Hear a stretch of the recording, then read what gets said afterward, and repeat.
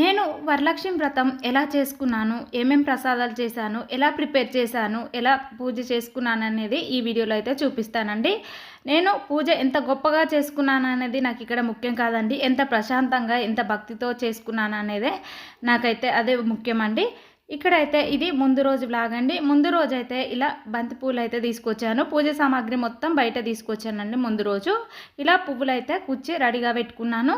Ready పెట్టిన తర్వాత ఇక్కడైతే ఈవినింగ్ టైంలోనైతే ఇలా ఫ్రూట్స్ మంచిగా కడిగి బొట్లు పెట్టుకున్నాను. ఇలా దండలు అయితే గుచ్చి పెట్టుకున్నాను. ఇలా కొబ్బరికాయలన్నిటికీ బొట్లు పెట్టి రెడీగా ఉంచుకున్నానండి.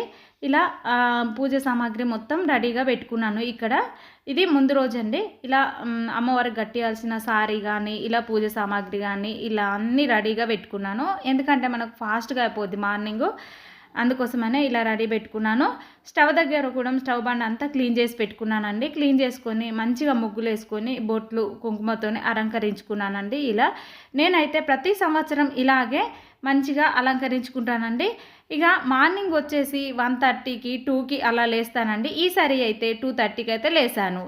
ఇలా నైట్లోనైతే ఇలా వడల కోసం అయితే ఇలా మినపప్పు నానబెట్టుకున్నాను. ఇలా శనగలు నానబెట్టుకున్నాను. కొంచెం అయితే రైస్ అయితే నానబెట్టుకున్నాను. ఇవైతే నానబెట్టిన తర్వాత ఇదైతే మార్నింగ్ లాగండి. మార్నింగ్ లేచిన తర్వాత నేనైతే 2:30కి లేసాను, కానీ బయట కడిగి మంచిగా ఆరిన తర్వాత అయితే కొంచెం లేట్గానే ముగ్గేసానండి. ఇంట్లో ప్రసాదాలు ప్రిపేర్ చేసిన తర్వాత ఇలా ముగ్గులు అయితే పెట్టుకున్నాను. ఇలా పెట్టిన తర్వాత ఇలా తులసి కోటకైతే ఇక బంతి పూలతోనే ఇలా అలంకరించుకున్నాను.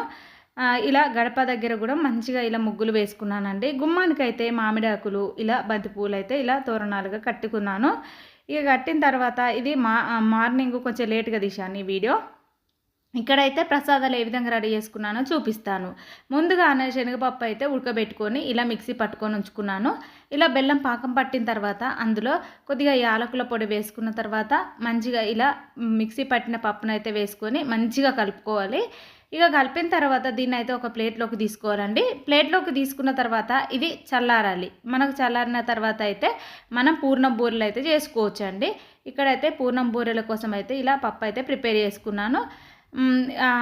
పూర్ణం బూరెలు అయితే మనకైతే ఈజీగా చేసుకోవచ్చు అండి. ముందు రోజే నేను మినపప్పు నానబెట్టుకున్నాను కదా, అది కూడా మిక్సీలో వేసుకొని రెడీగా పెట్టుకున్నానండి. ఇలా పప్పు అయితే మంచిగా చల్లారిన తర్వాత అయితే చిన్న చిన్న ఉండల్లాగా చేసుకోవాలండి. చేతుకు కొద్దిగా ఆయిల్ లేదా నెయ్యి రాసుకొని మళ్ళీ చిన్న ఉండలు చేసుకోవాలి. ఉండలు చేసుకొని రెడీగా పెట్టుకోవాలి. ఇలా పిండి అయితే మిక్సీ బట్టి పెట్టుకోవాలండి. ఇలా మిక్సీ బట్టి పెట్టుకున్న తర్వాత చిన్న చిన్నగా మనమైతే ఇలా పూర్ణం బూరెలు అయితే వేసుకోవాలి. ఇలా వేసుకున్న తర్వాత ఇవైతే కొంచెం గోల్డెన్ బ్రౌన్ కలర్ వచ్చేంత వరకు వేయించుకోవాలండి. ఇలా పూర్ణం బూరెలు చేసేటప్పుడు నేను కొద్దిగా రైస్ అయితే వేసానండి, మంచిగా క్రిస్పీగా రావడానికి అయితే. అందుకోసమనే ఇలా మంచిగా కలర్ఫుల్గా వస్తాయండి. ఇప్పుడైతే వీటిని వేరొక ప్లేట్లోకి తీసుకొని మిగతావన్నీ రెడీ చేసుకున్నాను. ఇక సెకండ్ అయితే పులిహోర ప్రిపేర్ చేశానండి. పులిహోర కోసం ముందుగానే పులుసు అయితే ఇలా మరిగించి పెట్టుకున్నాను. ఇలా ఇందులోకి కొద్దిగా జీడిపప్పు, పల్లీలు ఇవన్నీ వేసుకుని మంచిగా గోల్డెన్ బ్రౌన్ కలర్ వచ్చేంత వరకు అయితే వేయించుకున్నాను. ఇవన్నీ వేగిన తర్వాత నేనైతే ఇందులోకి కొద్దిగా పసుపు వేసుకొని ముందుగా మనం ఉడికించుకున్న చింతపండు గుజ్జును అయితే వేసుకున్నాను. ఇలా వేసుకున్న తర్వాత మనమైతే అన్నానికి కలుపుకుంటే సరిపోతుందండి. రైస్ అయితే మార్నింగే ఉడికించి పెట్టుకున్నానండి.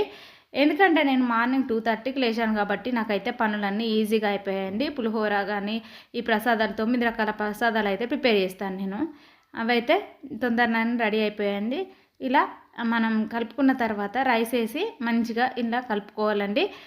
ఇంకా నేను పులుసు అయితే కొంచెమే కలిపాను. ఇక ఒక ప్రసాదం అన్నము ఇప్పుడైతే చేశానండి. ఇంకా తర్వాత అయితే మిగతాది ఏమన్నా అవసరం పడ్డప్పుడు మనం కలుపుకోవచ్చు అండి. ఎందుకంటే మనకు ఎంతమంది వస్తారనేది క్లారిటీ ఉండదు కదా. మనకైతే వాయనానికి వచ్చేటోళ్ళు వచ్చే వాళ్ళ కోసం అయితే అందరికీ ఇలా రెడీ చేసి పెడతానండి.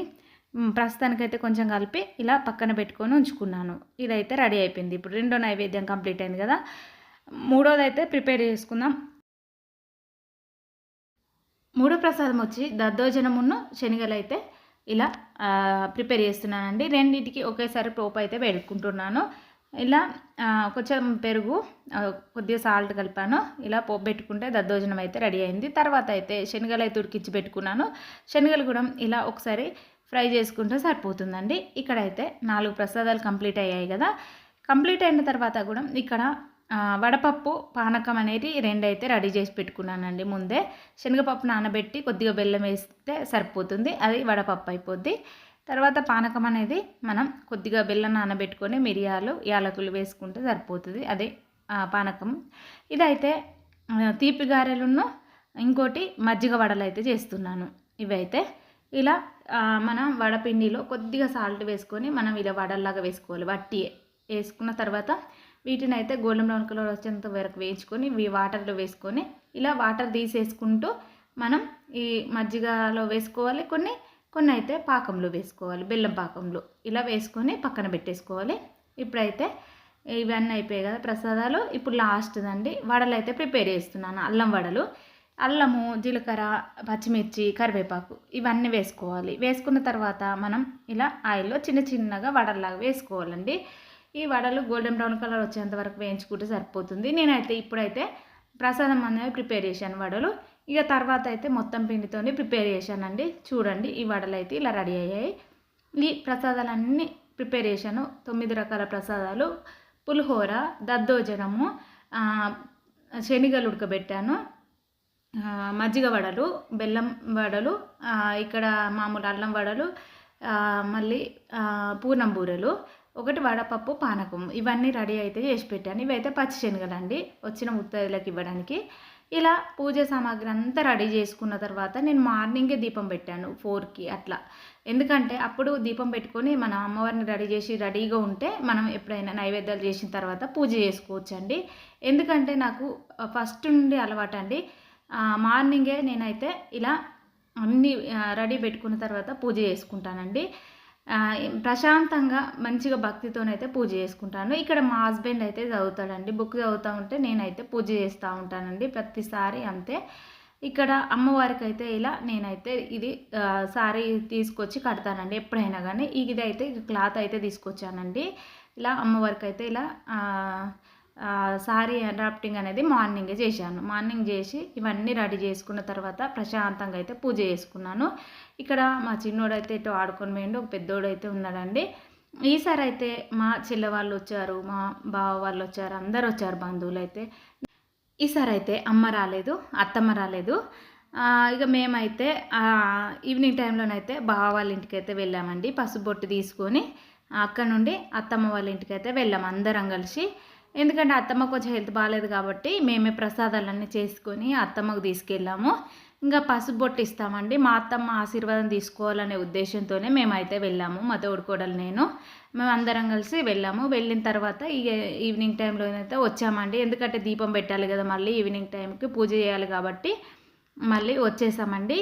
ఇదైతే వెళ్తున్నప్పుడైతే చిన్న క్లిప్ అయితే తీసానండి. నాకు వీడియో తీయడానికి అయితే వీలు కాలేదు. ఎప్పుడో మార్నింగ్ లేచాను, 9 వరకు అయిపోయిందండి, పూజ మొత్తం కంప్లీట్ అయింది. అందుకోసమనే కొంచెం చిన్న చిన్న క్లిప్స్ అయితే యాడ్ చేశాను. ఇంతటితో ఈ వీడియో కంప్లీట్ అయింది. వీడియో చూస్తూ వెళ్ళిపోకుండా ఒక చిన్న లైక్ ఇచ్చి నా ఛానల్ సబ్స్క్రైబ్ చేసుకొని నా ఛానల్ సపోర్ట్ చేయండి. బాయ్ ఫ్రెండ్స్, ఉంటా.